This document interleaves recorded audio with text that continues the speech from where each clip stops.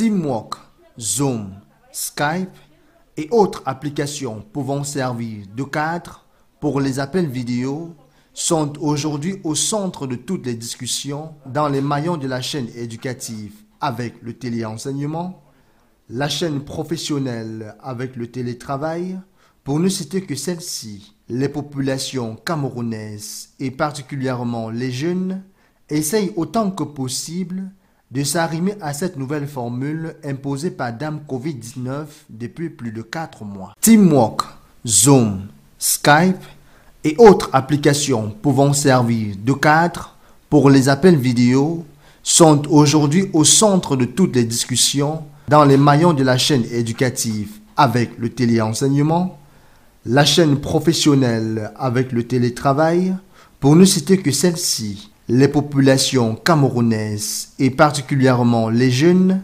essayent autant que possible de s'arrimer à cette nouvelle formule imposée par Dame Covid-19 depuis plus de 4 mois.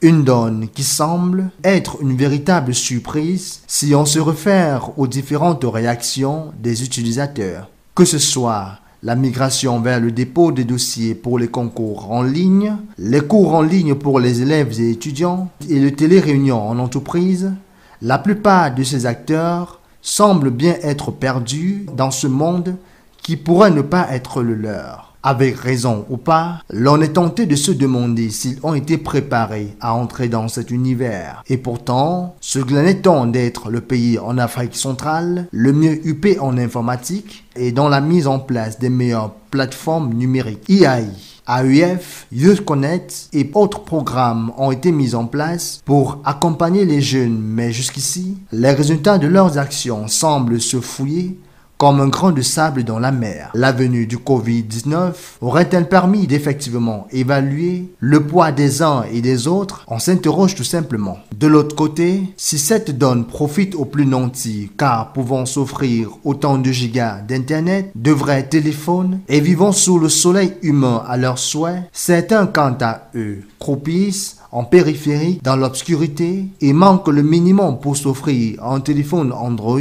pour ne pas parler de l'accès à Internet. En tout cas, la vie n'appartient pas aux pauvres, selon les décisions prises ici et là, pour répondre aux besoins actuels. Or, d'après les chiffres officiels, 7 jeunes sur 10 ont accès au numérique au Cameroun. La nouvelle manière de travailler, imposée par le coronavirus, a non seulement permis de déshabiller et montrer les limites de multiples programmes et super programmes brandis ici et là pour attraper et détourner les biens publics, mais aussi présenter la piètre qualité et le vrai visage du numérique dans notre pays, le Cameroun. On pourrait donc dire que pour la plupart des régions et villes telles que Ngaoundéré en l'occurrence, le numérique reste un luxe, un rêve à réaliser dans les années hypothétiques. À qui la faute?